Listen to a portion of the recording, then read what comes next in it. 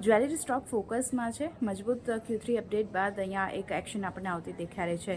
ટાઇટનની સૌથી પહેલાં વાત કરી લઈએ. Q3 business update year on year basis પર સ્થાનિક બિઝનેસમાં 38% ગ્રોથ જોવા મળતો દેખાયો છે. ઇન્ટરનેશનલ બિઝનેસમાં ઓલમોસ્ટ 79% વધારો જોયો છે.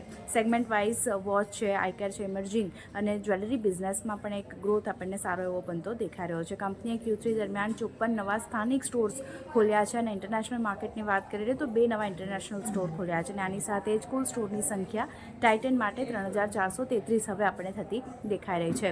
બીજી બાજુ સેન્કો ગોલ્ડની જો વાત કરી લઈએ તો અહીંયા પણ બિઝનેસ અપડેટ સારા આવતા દેખાયા છે.